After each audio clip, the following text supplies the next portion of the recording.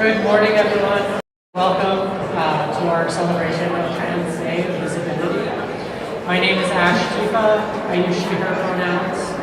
I am Communications Coordinator at Boston, Minnesota, Minnesota's largest. This is a question that we as trans people are constantly having to answer for ourselves. This is only amplified further by what's happening today. What does visibility mean when it can put us at risk for further harm? Living at a time where we are seeing our and yet, despite all they try to throw at us, it is a beautiful day to be a trans Minnesotan.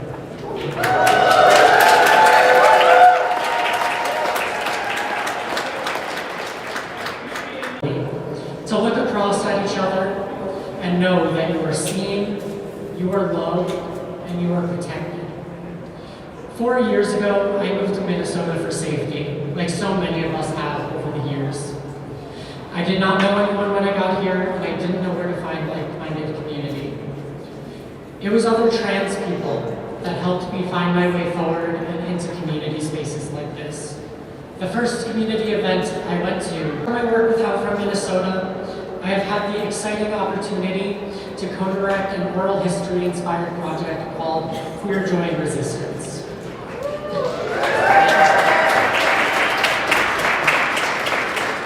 In this project, I got to sit down with trans leaders from all over the state and talk to them not just about all of the invaluable work that they do in their community, but also we are people who need to be held, celebrated, and honored. People. Yes, visibility can be dangerous. Yes, we are facing a barrage of unprecedented attacks. But visibility also means this: standing together in spaces like this, refusing to be erased, and building Minnesota where every trans person and every Minnesotan can live authentically and safely. So today on Trans Day, depressed and isolated. But look around. We refuse. We choose community. We choose joy. We choose each other. That is the power of visibility. That is the power of resistance. That is the Minnesota we're building together. We have some really wonderful speakers lined up for you today. And I'm trans. I serve a historic church. But I know that many churches and pastors out there have done a lot of damage to our society and the trans community. But still, I was asked to reflect on this day, where my heart yearns to be, to the front lines of the spiritual and physical wars waging in our neighborhoods, and with those suffering through illegal wars of aggression in Iran and Ukraine and the inhuman blockade of Cuba.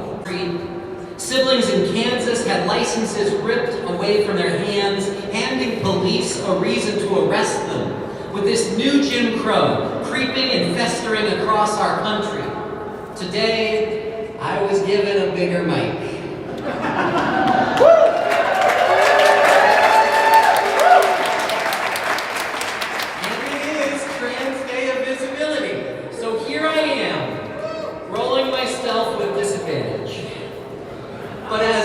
But I am trans and self-professed Christians who then brazenly call me the demon because I'm trans. But guess what, beloved? I don't know how many times the president's name appears in the Epstein files. I don't. But I do know how many times my name appears in them. That's none. I know how many times other trans people's names appear in them. Voices have shouted their hate for too long. They have to shout. Because if they know that if they don't, they'll get drowned out by the countless masses whispering the truth. They tell me the Bible says God made male and female, like God made day and night. But they ignore the obvious endless range. So, before I go, I want invite y'all to help me bless each of you. And y'all to help me bless each of you. And each and every other trans person who refuses to let Montana's own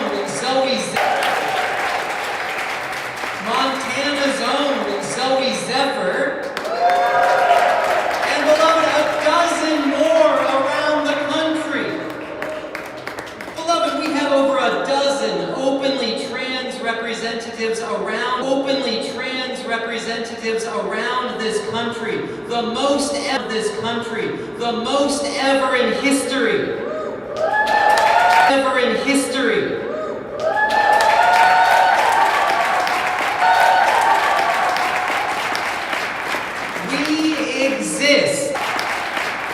We exist, and we will not be erased from history. Everyone say hello to Diego.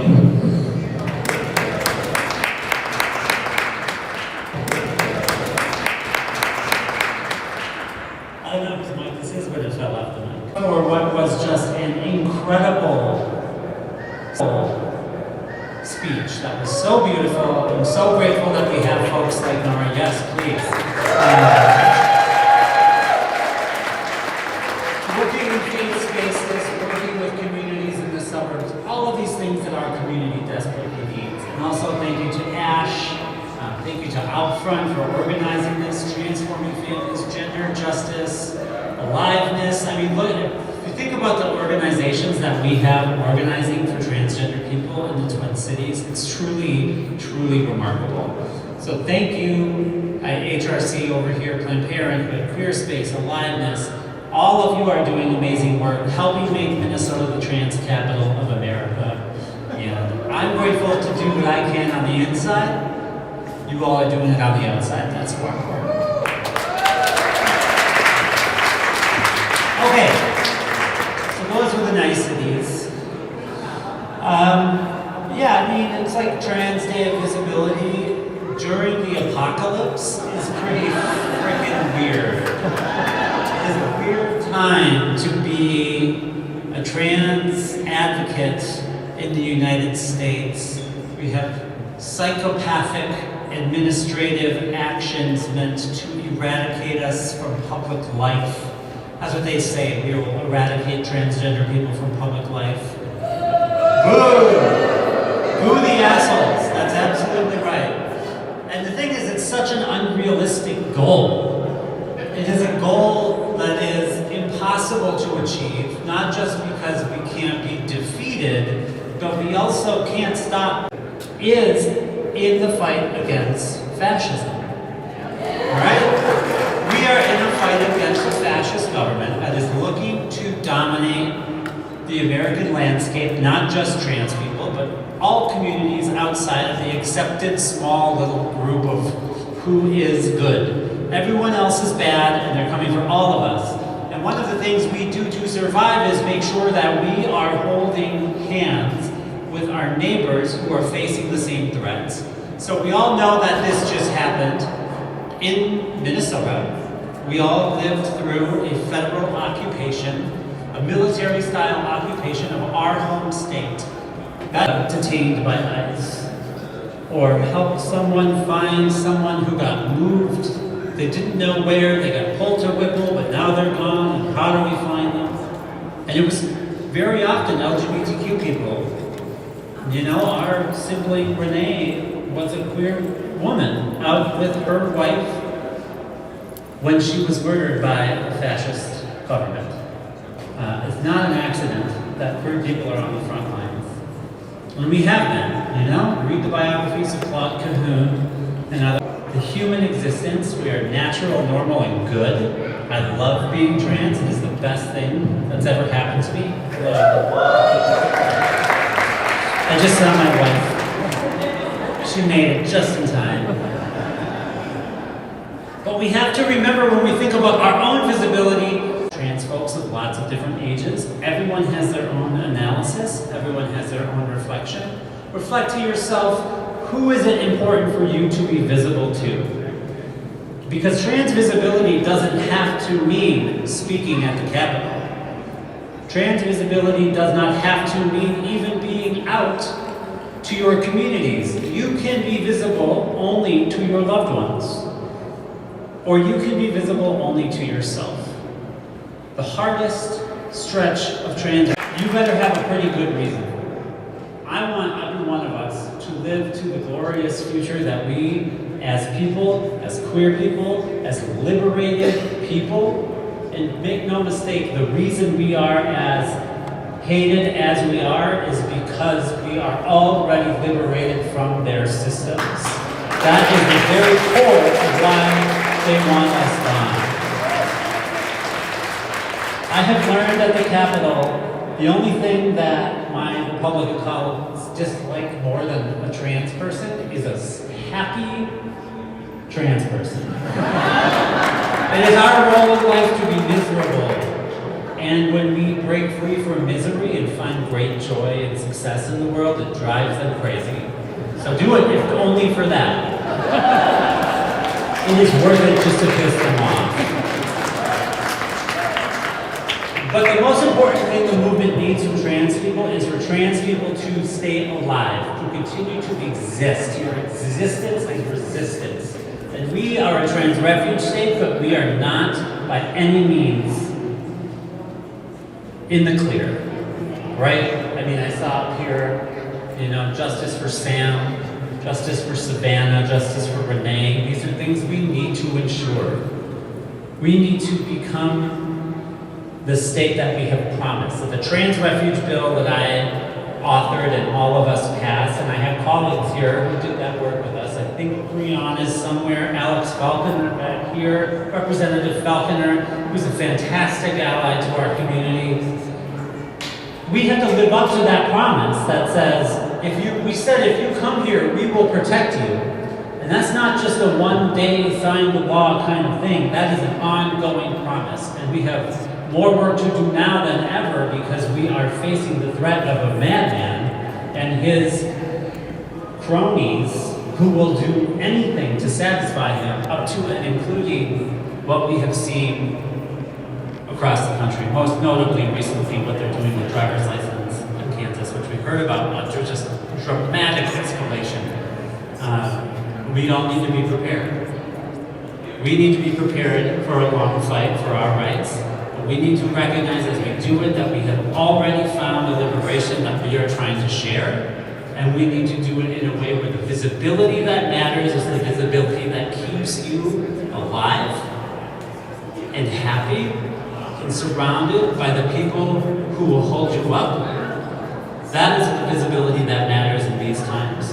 And then we will link arms with our friends across all of the fights, the reproductive freedom movement, the immigration movement,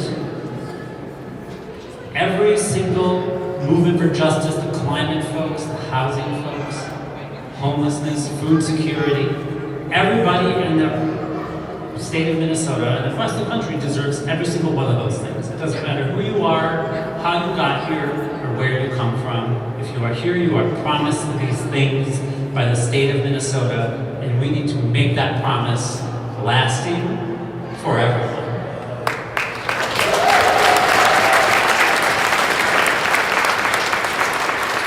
So I'll close with this. This is kind of a calmer speech than I usually give. I gave a rager on the House floor last night.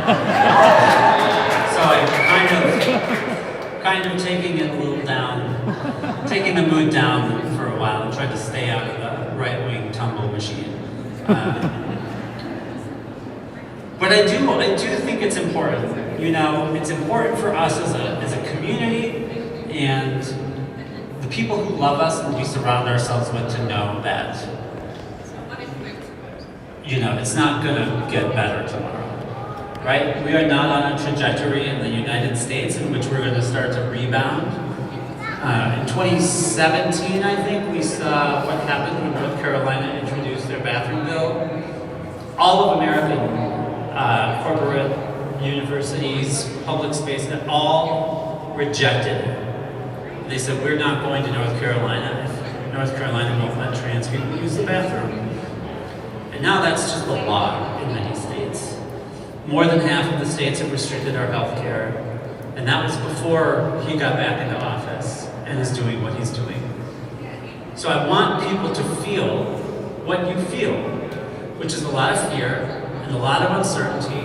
I don't think it's healthy for us to pretend like this is almost over. Because I don't think it is. But I also want you to know something that I know, which is that the trans movement and the movement for queer liberation and the movement for justice broadly across all movements cannot be defeated. It literally cannot be defeated. It is like trying to defeat love, right? Love is just there. And it's sort of a concept that people maybe get a little squishy around. But if we do not understand that, like, you cannot defeat the concept of how we feel towards each other. You can't. It is impenetrable, impermeable, all of the things that are synonyms for everlasting. We are that movement. We are that strong.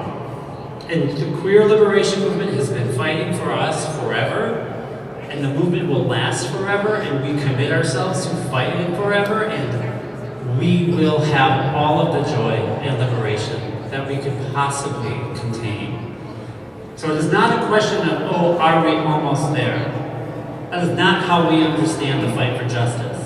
It is we are living in liberation and joy and love now. He can't touch it. No one can touch it.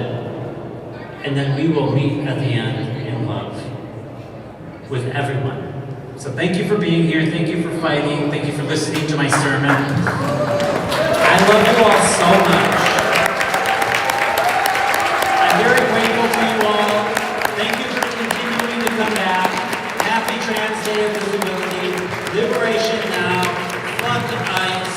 All of the things. We are in it forever for the long haul. And I will be there with you every step of the way.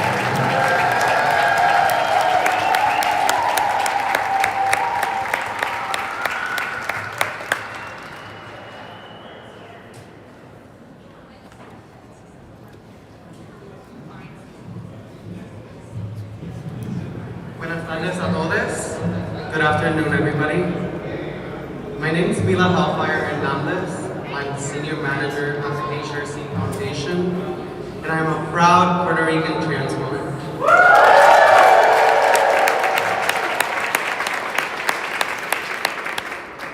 I am deeply honored to have been invited to speak in front of you a few words at a time where a few words feel insufficient to capture the challenges we face both locally and nationally.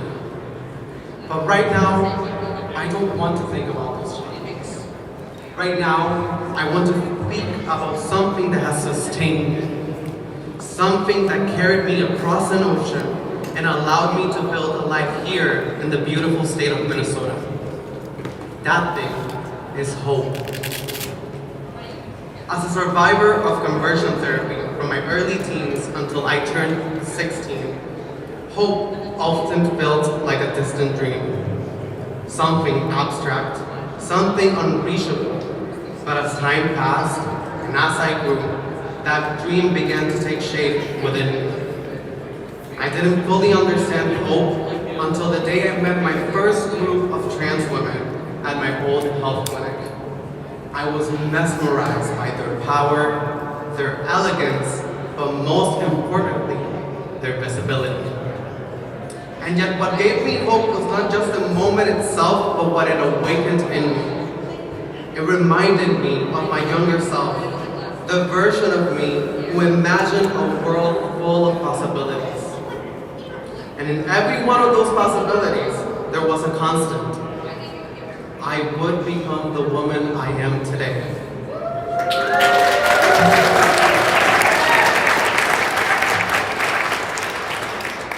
You see, hope may seem ephemeral, but it is deeply rooted within us. It is enduring. It lives in our subconscious, guiding us even when we cannot name it. It was hope that gave me the strength to endure conflict with my parents, not just to survive those moments, but to grow from them, to understand them, but most importantly, to understand myself. It was hope that gave me the clarity and courage to explain to them that conversion therapy was harming me, and that with their support, gender-affirming care could save my life. It took my mother 3 more years to fully see me. 3 years to recognize that her daughter had accomplished incredible things despite the immense pain and the societal harm.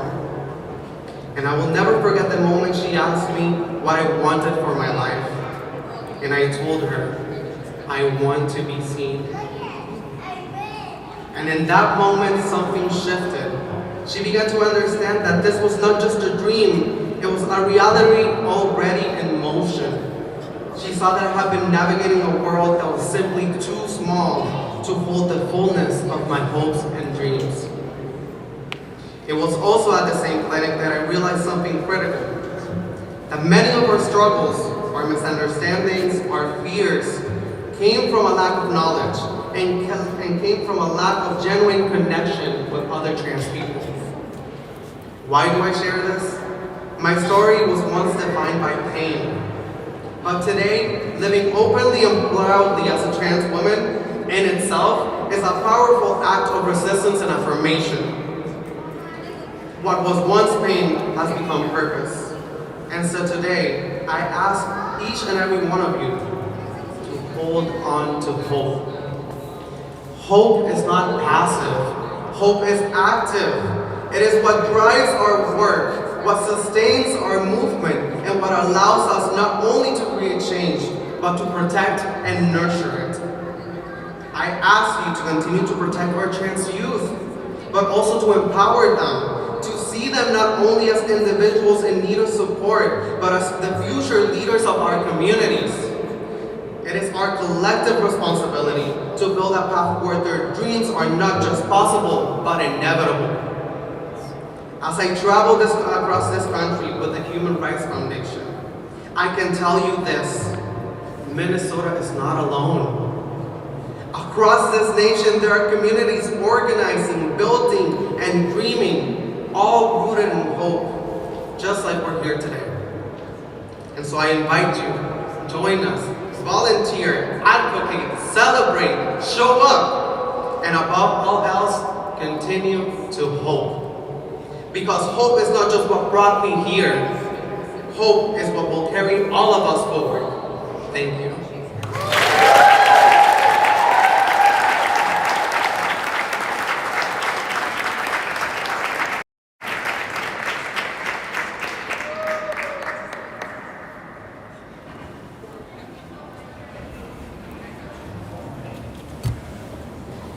Good afternoon to all of you. My name is Vanessa Sheridan. I identify as transgender, and I'm proud of that, and I hope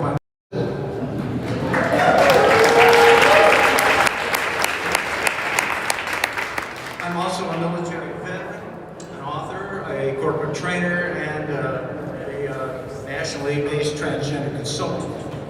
I'm not going to insult your intelligence today by offering you a 5-point plan for feeling better in the midst of the social and political chicanery, skullduggery, and jackassery that is currently swirling all around us.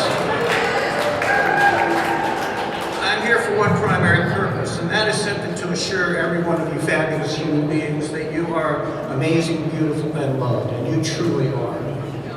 But when I also want to remind you that trans and non-binary and gender-diverse people will be here long after Trump and his fascist thugs have been dumped unceremoniously. Here today is an important and highly observable act of resistance to authoritarianism, transphobia, misogyny, racism, homophobia, and xenophobia.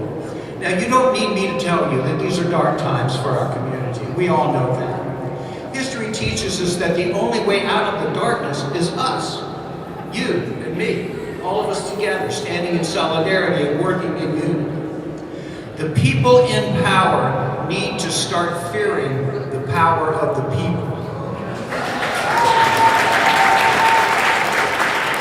And that's why a moment like this one here today is so meaningful. Unlike those who hate us and who want to obliterate our life, liberty, and the pursuit of happiness, And just so we're clear, unalienable means that those rights cannot be denied. Unalienable rights are guaranteed because we are human beings and Americans. They are not negotiable. That's why we call them rights and not privileges. We who are trans seek the right to live our lives without fear of continuous oppression by some power-hungry pack of right-wing fascists.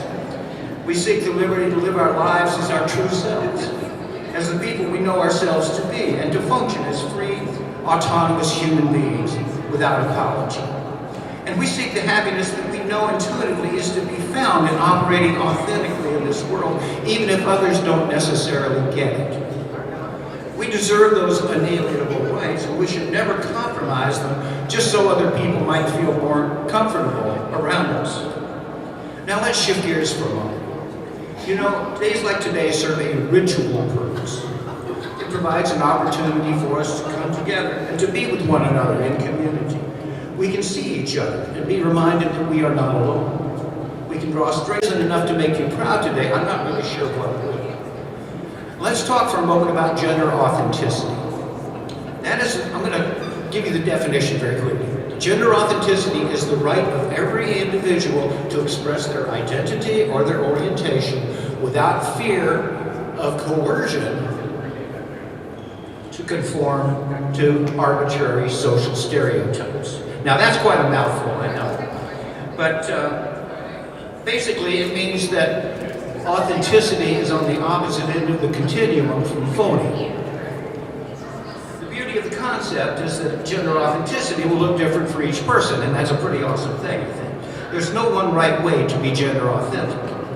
You get to decide what it means for you, and that's what makes it work. In a world of artificiality and insincerity, being gender authentic is a compelling statement to make. There's a power that comes with being authentic, and it is undeniable. You know and can feel it when somebody's being authentic. That's an awfully good reason to intentionally choose to live a gender authentic life. So now I want to encourage all of us to be a light and a force for good in these dark dystopian times. Be the real you. Be the beautiful and powerful gift to the world that you truly are. Be your gender authentic self. I want to thank you for inspiring me today and every day. Now let's all be visible. Let's live in a way that makes a real difference in the world. I hope to see you at the No Kings rally here at the state capitol tomorrow.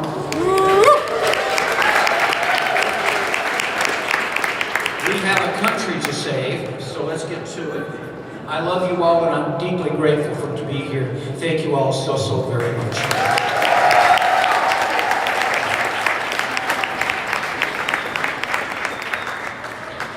So I would like to introduce Representative Breon Curran next.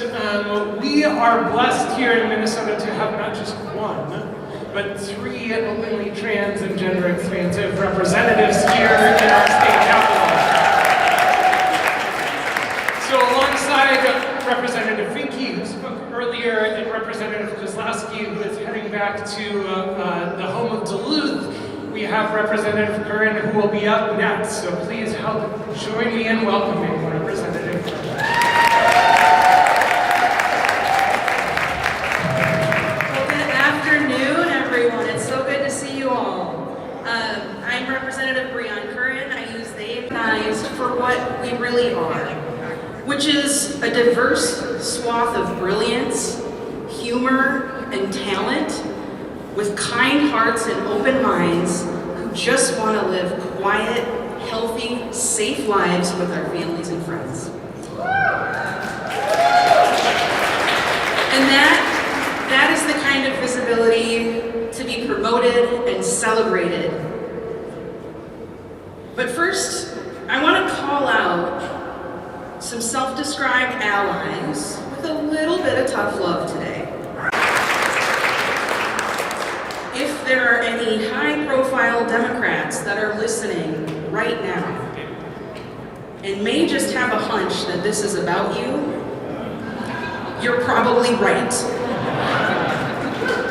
Because for true allies, there can be no question on where you stand. We are simply not debatable.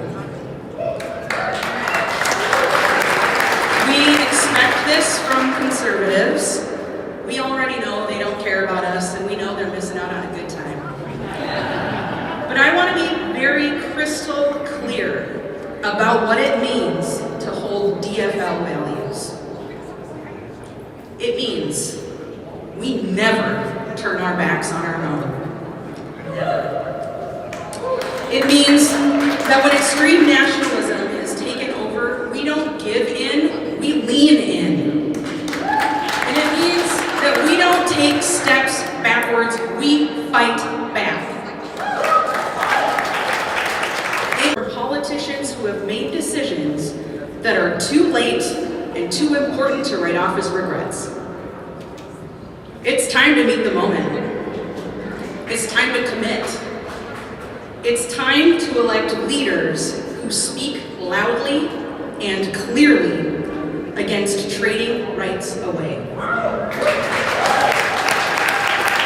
So, keep asking questions, keep sharing your stories, keep participating in democracy, and keep filling your lives with so much joy that it's impossible to ignore the beauty of queer existence. Thank you.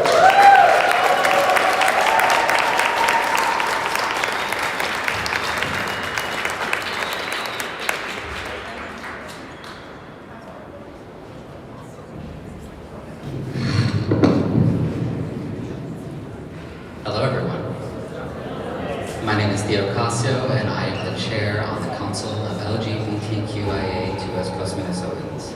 Thank you so much for being here, and thank you Alfred for hosting. I am truly honored every time I get to stand on this stage and be with you all. I want to start this simple. I'm transmasculine, I'm Mexican, and I'm Minnesotan. And in a moment where people are trying to debate our existence, to legislate our bodies, to erase our stories, I want to be very clear. I am not a debate. I am not a criminal. I am not a problem to be solved. I am a person, I am a culture, and I am here.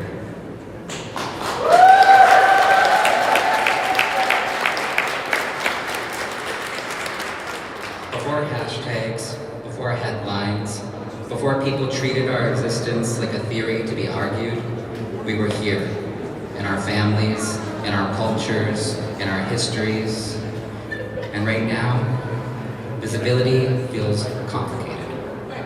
Because yes, more people are seeing us more than ever before. And at the same time, more people are targeting us than ever before. Across queer communities, Latino communities, Black and brown communities, we're watching the same threats.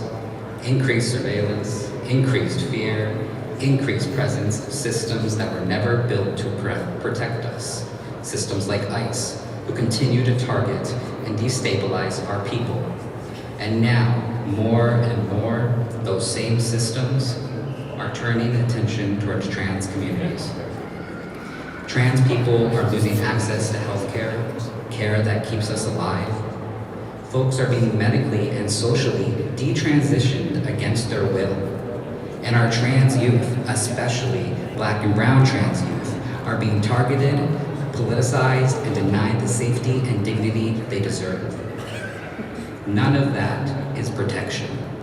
That, and Mexican, I carry generations with me. People who survived without language for who they were. People who made space anyway. People who loved anyway. When I think about love, I think about art. Not in the abstract, but in the ways that has held me and the ways it has held so many of us. I think about the first time I saw a trans person on stage and felt something in my chest loosen, and I looked at them and I said, oh, there I am. And I think about the murals in the Twin Cities that honor our people, the open mics where someone's poem cracks open a room. The community, people don't go quiet. They get louder, braver, more imaginative. We build worlds where we can breathe. We make space where systems refuse to. Art is where we fully exist. Not filtered, not explained, not justified. And you, my friends, are beautiful pieces of art.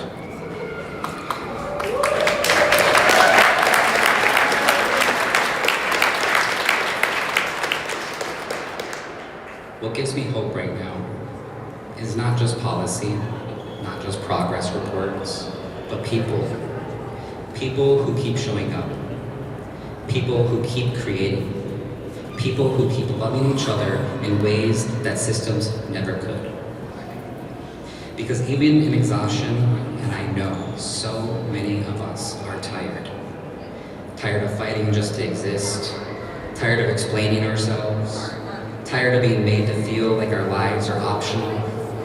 Tired of watching our communities targeted and erased. Tired of systems that treat our bodies as battlegrounds.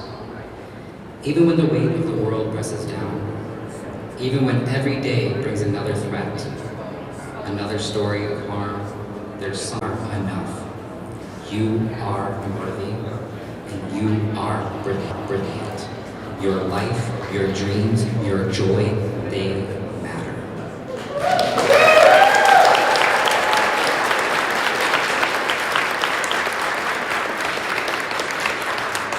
And to everyone else here, see us, celebrate us, protect us, not just today, but every day. Thank you.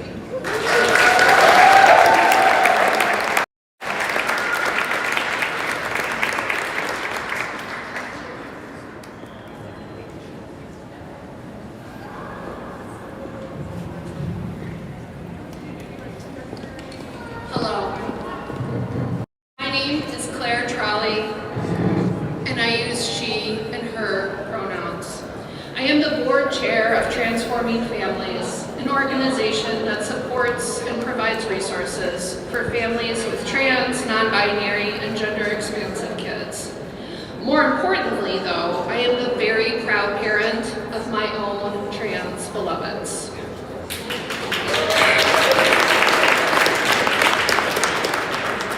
On this Trans Day of Visibility, many of our kids and youth are doing everything they can to remain invisible.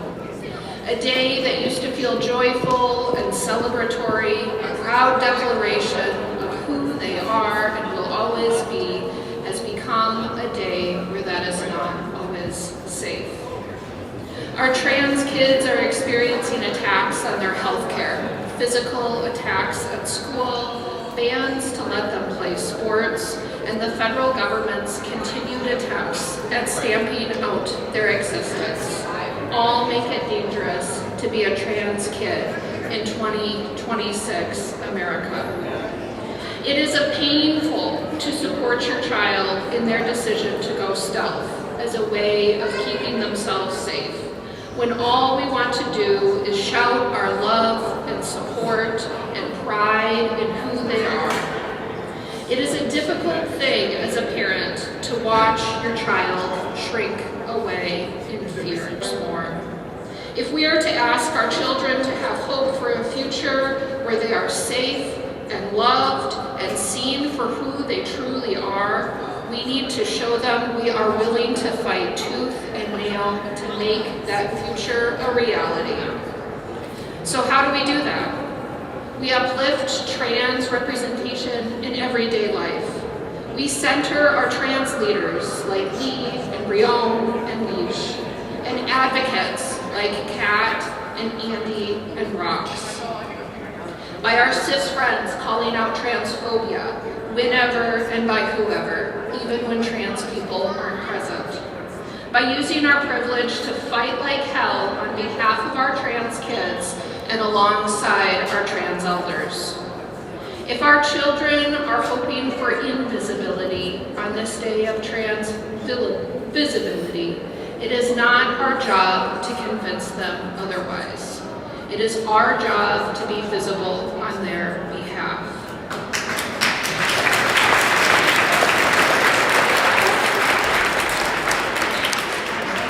It is our job to show them love and support. We want our kids to see a future for themselves. We've been moving to Minnesota in record numbers. We have also welcomed more trans adults and trans elders. And now we are fortunate to have the largest population of trans adults in the United States.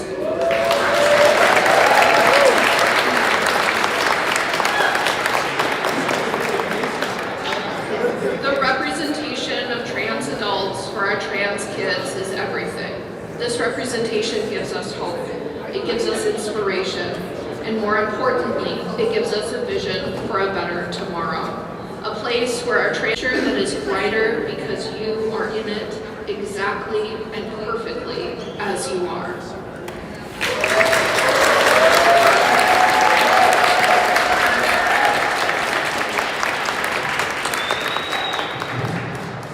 All right, well, I am going to take us home here, and then you can return to your Friday afternoon plans, hopefully with a little spark of joy.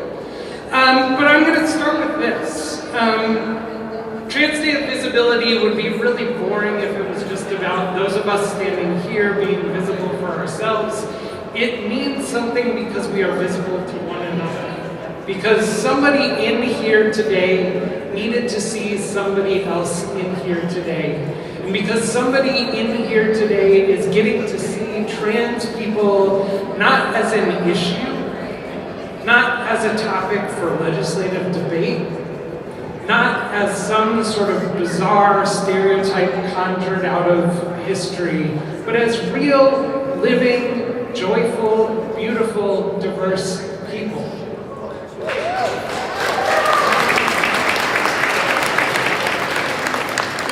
Look around at each other, share and love in that visibility and the visibility that we are sharing with one another, because that is what matters here. That is what this event is about. That is why we need a Trans Day of Visibility, to be a counterpoint to our Trans Day of Remembrance, to be able to remember and name those adventurous lives. People like Ozo Bindi, who was here long before the borders of the state of Minnesota. Before this building was constructed, there was a trial in Forest Lake, Minnesota, for somebody who we probably understand today as a trans man who was caught wearing men's clothing. And the judge in 1888 said, there is no crime here. Trans people have always been here. We predate this state, this building, this country, all of the structures of the history that we live under. And the debates around trans lives, around gender diversity, have shifted over the years as our culture has changed the framework. We're in a moment right now where the predominant political culture in this country is attempting to push back and push us down, and I'm here to remind you that there are a lot of reasons for hope. Just a week and a half ago, we won a huge victory in court against a declaration by the Secretary of Health that trans care is not real care. We won, we defeated them. Those of you who braved the cold wind outside got to hear Attorney General Keith Ellison, whose team was one of 20 attorney generals to fight that particular order and who has fought tirelessly for us.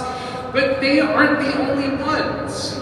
There are so many people in this building. I named our trans caucus, we have our queer caucus here, and we have so many allies from the governor's office to the legislature to the attorney general's office who have stood up repeatedly for trans rights in elected office. That matters.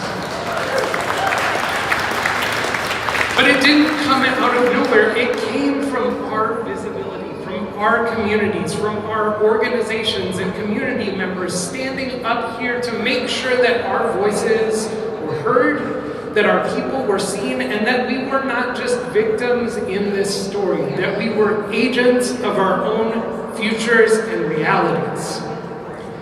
Trans people are here. We're not going anywhere. You can change what I can put on my passport. You can change the way that people harm. And we in Minnesota are choosing care for one another, for all of the people we call our friends and neighbors. At the height of the occupation in January, we saw an uptick in people reaching out to our organization asking to move to Minnesota. In spite of everything that was happening on the ground. And the reason why I think is clearly apparent. People saw a community standing up for those under attack.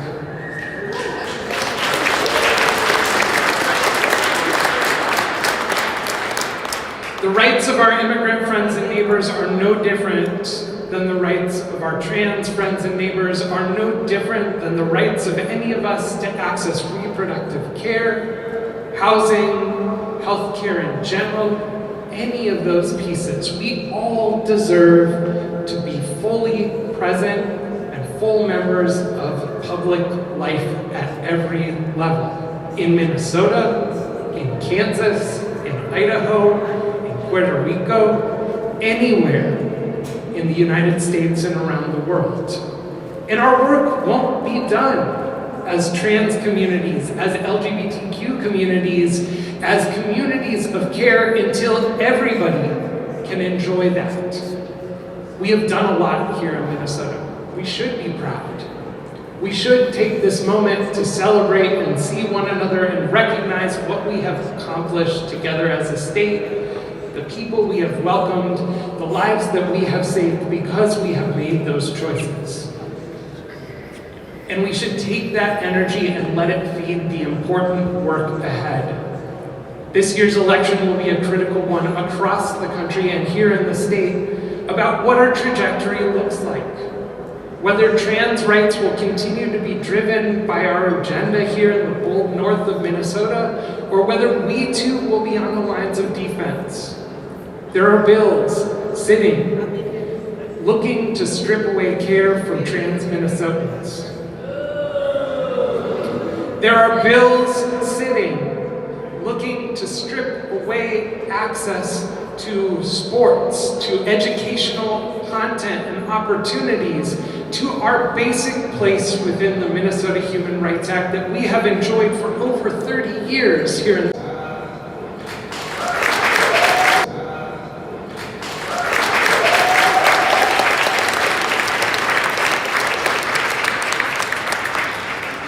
Today is March 27th. We're holding Trans Day of Visibility here, both selfishly so we can take up multiple days on the calendar. It's a good thing for trans people to take up a little bit more space.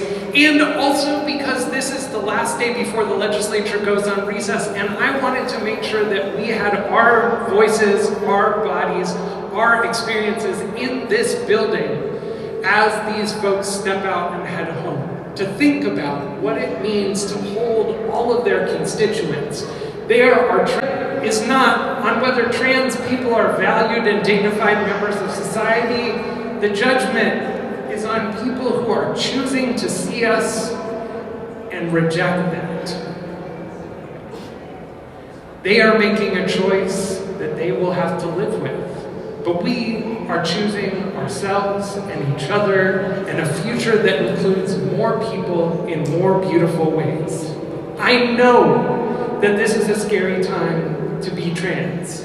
I know that there is more harm that will be visited upon our communities here and elsewhere before we move through this moment. But I also got to watch just a few weeks ago a young queer kid at our youth summit bound up the stairs and say this is the best day ever because they were in community and seeing joy all around them.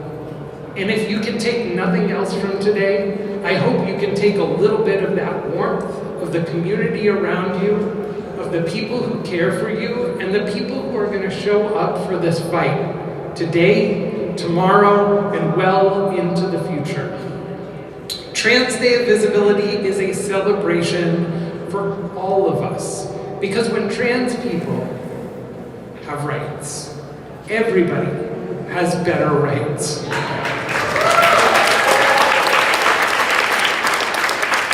Because when Black trans women no longer need to fear violence, no longer need to scrape by to find housing and employment, everybody has an easier time moving through this world safely. Because the world that holds that for our communities is a world that sees everybody beyond a set of issues, beyond a set of scrutiny about how you look, how you show up, who you are. It sees us as people. And that's the world I want to live in. That's the world trans folks are ready to build. And I hope that our continued visibility is a promise to those who are not members of our community that change can happen. Trans people are agents of change. It is in our very existence that we are moving through and past barriers that seem insurmountable. And then we keep showing up with more joy, with more power, with more love for ourselves and the worlds around us. And that to me is a promise that we can make to the rest of this country. So join us, celebrate us, see us, and if you're trans, see yourself and the power you hold. Thank you.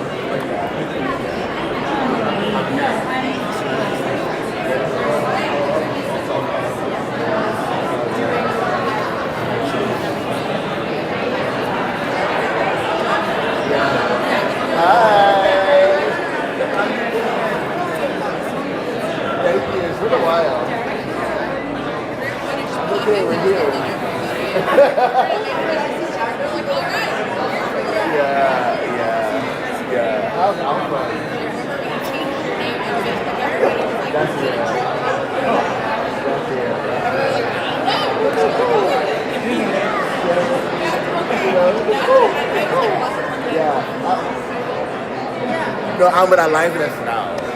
Yes, I'm with aliveness now. But I'm doing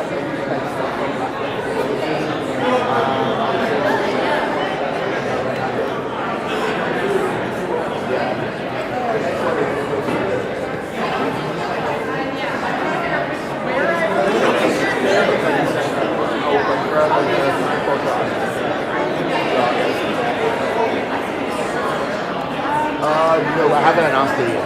But it's also okay, but it's on our website. Our website will be there.